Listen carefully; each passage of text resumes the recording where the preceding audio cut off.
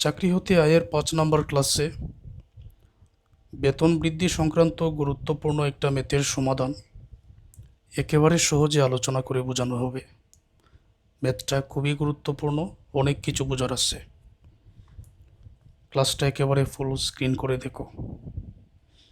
নিম্নবর্ণিত তথ্যাবলী হতে জনাব ওয়াসিফ খানের 2024-25 আয় বছরে বেতন খাতে মোট আয় নির্ণয় করো। এখানে আছে 15,000, তারপর 1,000 গুণ 4 ইবি, 1500 গুণ 3, 23,500 টাকা স্কেলে 30 জুন তারিখে মূল বেতন 20,500 টাকা। তার বেতন বৃদ্ধির তারিখ 20 নভেম্বর। এগুলোর মানে কি? এটা হচ্ছে বেতন স্কেল। শুরুতে ওনার বেতন থাকবে 15,000, পরবর্তী 4 বছরে 1,000 টাকা করে বেতন বৃদ্ধি পাবে, পরবর্তী 3 বছরে 1500 করে বেতন বৃদ্ধি পাবে, অবশেষে 23,500 টাকায় গিয়ে আর বেতন বৃদ্ধি পাবে না। এই হলো এটার অর্থ। এখন শুরুতে বেতন আছে 15,000, ওকে। দেখা গেল পরবর্তী 4 বছরে 1,000 করে যদি বৃদ্ধি পায়, তাহলে আরও 4,000, 15,000 আর 4,000 কত হয়? 19,000 হয়ে যায়। পরবর্তী 3 বছরে আরও 1500 করে, তো 3 বছরে 1500 করে 4,500 টাকা।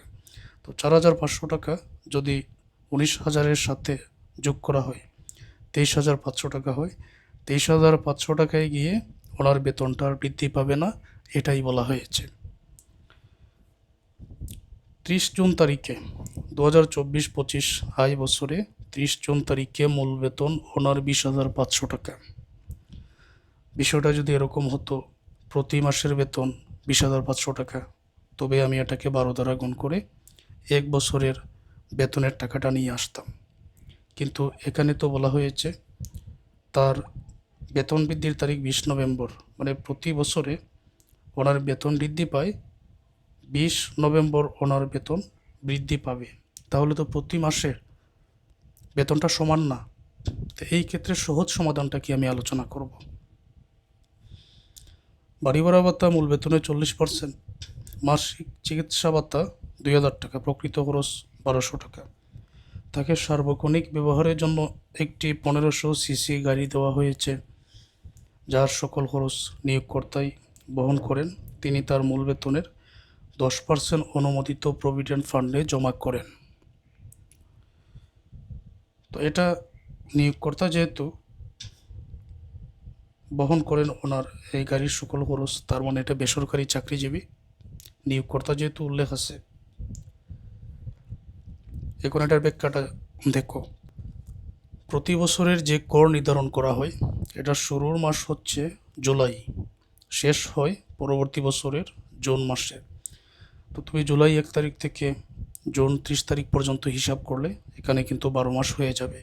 আবারও বলছি, কর নির্ধারণ করা হয় জুলাই মাসে শুরু হয়, পরবর্তী বছরের জুন মাসে গিয়ে শেষ হয় এই 12 মাসের হিসাব। বর্তমানে বলা হয়েছে 30 জুন তারিখে মূল বেতন 20,500 টাকা, বছর হচ্ছে 24-25। তার মানে এই জুলাই যেটা, এটা হচ্ছে 2024 সাল, আর এটা হচ্ছে 2025 সাল। জুন এটা হচ্ছে 2025, জুলাই হচ্ছে 2024।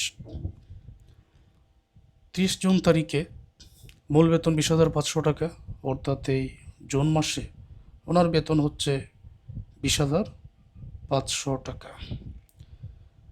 যেহেতু জুন মাসে ওনার মূল বেতন 20,500 টাকা, আবার বলা হয়েছে বেতন বৃদ্ধির তারিখ 20 নভেম্বর। অতএব চলতি বছরের নভেম্বর মাসেই বেতনটা বৃদ্ধি পেয়েছে। এটা কি বুঝতে পারছো? 2024-25 আয় বর্ষে বেতন যদি 20,500 টাকা হয়, নভেম্বরেই যদি বেতন বৃদ্ধি পায় 20 নভেম্বরে, তার মানে নভেম্বর মাসে এখানে বেতনটা 1500 বৃদ্ধি পাইছে। 1500 আমি কিভাবে বুঝলাম দেখো। 15,000 টাকা দিয়ে ওনার বেতন শুরু, 1,000 করে আরও 4 বছর, তখন 19,000 টাকা হয়ে যায়। তো 19,000 টাকার পর 1500 করে আরও 3 বছর, তো 19,000-এর সাথে এই 1500 যদি একবার যোগ করা হয় তবেই হবে 20,500। তো বর্তমানেই তো ওনার বেতন 20,500। তো তো এই যে 20,500 টাকা হয়েছে, নিশ্চয়ই 1500 যোগ করে, এটাকে আমি বোঝাতে পারছি, নিশ্চয়ই 1500 যোগ করে ওনার বর্তমান বেতন 20,500, তার মানে 15,000-এর সাথে 4 বছরে 4,000 অলরেডি যোগ করে 19,000 হয়ে গেছে। 19,000-এর সাথে এই 3 বছরের 1 বছরের 1500 টাকা বৃদ্ধি পেয়ে বর্তমানে 20,500 টাকা হয়েছে। সুতরাং জুন মাসে যদি 20,500 টাকা ওনার বেতন হয়, নভেম্বরে যদি বেতন বৃদ্ধি পায়, তাহলে নভেম্বরে ওনার বেতন ছিল 19,000 টাকা, আর নভেম্বরে ছিল 19,000 টাকা, আর এই 1500 বৃদ্ধি পেয়ে ওনার বর্তমান বেতন হয়েছে 20,500 টাকা। তো নভেম্বরে 19,000 টাকা ছিল, নভেম্বরে 19,000 টাকা ছিল, এর মানে জুলাই এখানে 19,000 টাকা ছিল। তো নভেম্বরের আগ পর্যন্ত বেতন ঠিক থাকবে, নভেম্বরে গিয়েই কিন্তু 1500 টাকা বৃদ্ধি পেয়ে 20,500 টাকা হয়েছে। এখন এক এক মাসে এক এক বেতন হয়ে গেল। এখানে আরও একটা তথ্য বলা হয়েছে যে বেতনটা বৃদ্ধি পাইছে নভেম্বরের 20 তারিখে। তো 20 তারিখে বৃদ্ধি পাইছে, এখন বেতন ছিল 19,000, এটারও একটা হিসাব করতে হবে। তো সবাই লক্ষ্য করো, এক এক করে আমি বুঝিয়ে দিচ্ছি। প্রথমে জুলাই থেকে নভেম্বর পর্যন্ত যদি আমি 19,000 ধরি তাহলে ভুল হবে, কারণ নভেম্বরের 20 তারিখে বৃদ্ধি পাইছে, তাহলে জুলাই থেকে অক্টোবর পর্যন্ত 19,000 করে ধরতে হবে। জুলাই থেকে অক্টোবর 4 মাসের বেতন ধরতে হবে 19,000 টাকা। জুলাই, আগস্ট, সেপ্টেম্বর, অক্টোবর 4 মাস। আগে আমি লিখে নেই, তোমরা এমনিতেই বুঝতে পারবে। নভেম্বরে গিয়ে বেতন বৃদ্ধি পেয়েছে 1500 টাকা, 19,000 আর 1500 যোগ করে 20,500 টাকা হয়েছে। তো নভেম্বরের 20 তারিখে বৃদ্ধি পাইছে, তাহলে জুলাই থেকে অক্টোবর পর্যন্ত এই 19,000 টাকা করেই কিন্তু বেতন ছিল 4 মাস। আমি এখানে লিখে দিতে পারি, জুলাই থেকে অক্টোবর বেতন হচ্ছে 19,000 গুণ 4, কত হবে? 73,000 টাকা। এখন নভেম্বর মাসের আলাদা করে একটা হিসাব বাইর করতে হবে। নভেম্বর মাসে 1500 টাকা বৃদ্ধি পাইছে, ঠিক আছে। নভেম্বরের 20 তারিখের আগ পর্যন্ত বেতন কিন্তু 19,000 টাকা ছিল, 20 তারিখের আগ পর্যন্ত। এই জন্য এখানে আমি লিখে দিলাম প্রথমে 19,000 টাকা যোগ 20 তারিখের আগ পর্যন্ত 19,000, 20 তারিখের পরে বৃদ্ধি পাইছে 1500 টাকা।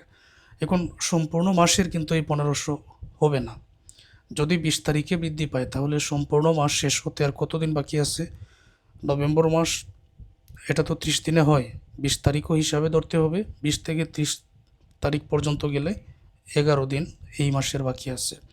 এখন যে 1500 টাকা বেতন বৃদ্ধি পেয়েছে, এই যে 1500 টাকা বেতন বৃদ্ধি পেয়েছে, এটা কিন্তু 30 দিনের, আর আমাকে বাইর করতে হবে 11 দিনের বেতনটা কত হবে।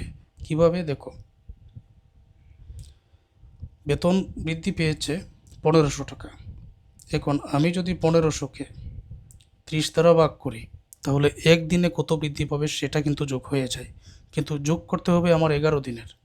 তাহলে 11 দ্বারা যদি এখন গুণ করি তাহলে হিসাবটা একেবারে ঠিক। আবারও বোঝাই, বেতন কিন্তু নভেম্বরের 20 তারিখে বৃদ্ধি পাইছে, নভেম্বরের 20 তারিখের আগ পর্যন্ত 19,000 আগে লিখে দিলাম। এখন 20 তারিখ পরে 30 তারিখ পর্যন্ত গেলে 20 তারিখ সহ যদি হিসাব করি, 20, 21, 22, 23 এভাবে হিসাব করলে 30 তারিখে গেলে কিন্তু 11 দিন হয়। তো 11 দিন আনার জন্য 1500 টাকা করে যে বৃদ্ধি পায়, এটা কিন্তু 30 দিনের টাকা।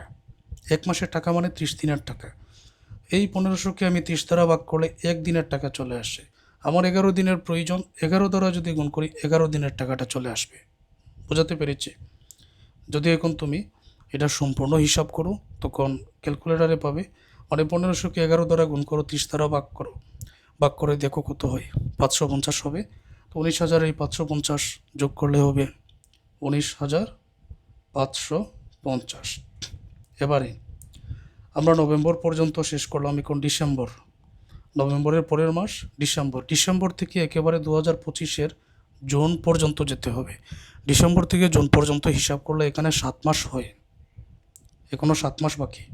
নভেম্বরের 20 তারিখে 1500 বেতন বৃদ্ধি পেয়ে বর্তমান বেতন 20,500 টাকা। তাহলে ওই যে ডিসেম্বর থেকে জুন পর্যন্ত 7 মাস, এটার বেতন কত? 20,500 করে। নভেম্বরে 1500 বৃদ্ধি পেয়ে গেছে, তো 20,500 করে 7 মাসের টাকাটা এখানে আমি যোগ করে দিব।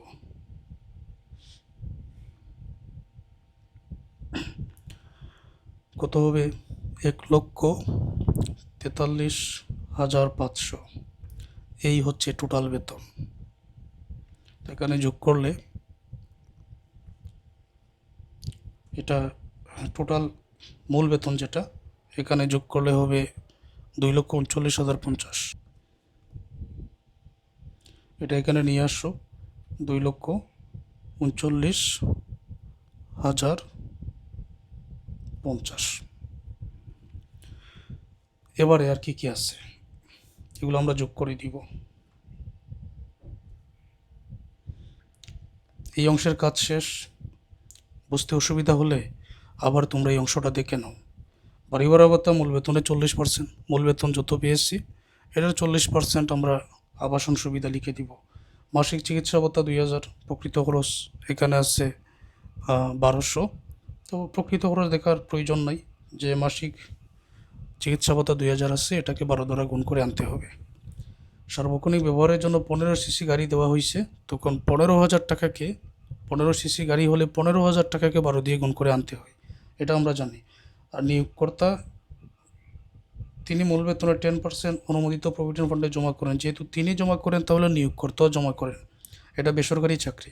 তো নিয়োগকর্তার যে টাকা জমা করেন ওইটাই কিন্তু আয়ের মধ্যে অন্তর্ভুক্ত হয়ে যাবে। সুতরাং এই সবগুলোই আসবে। আমি এক এক করে লিখে নিতেছি, তোমাদের সময় বাঁচানোর জন্য আমি আগে এখানে লিখে নিই। চিকিৎসা ভাতা মাসে 2,000, 12 মাসে হবে 24,000। আবাসন সুবিধা মূল বেতনের 40%, মূল বেতন 2,39,050।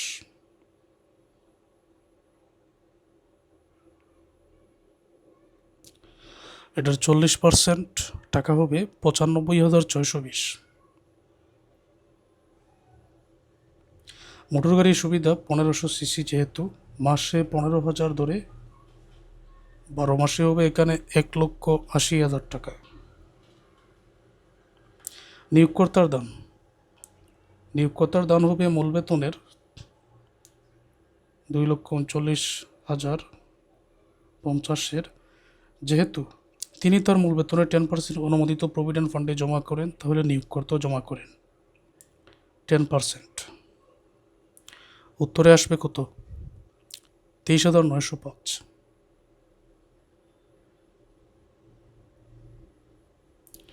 ছবি আনা হয়েছে, এখন যোগ করে নাও। যোগ করলে মোট প্রাপ্ত বেতন হবে 5,62,575। এই 5,62,575-এর 3 ভাগের 1 অংশ কত হবে? এখানে 1,87,525 টাকা, অথবা 5 লক্ষ টাকা, যেটা কম। কম হচ্ছে এখানে 1,87,525। বিয়োগ করলে চাকরি হতে মোট আয় আমরা এখানে পেয়ে যাব 5,62,575 থেকে 1,87,525 বিয়োগ করলে 3,75,050 হবে।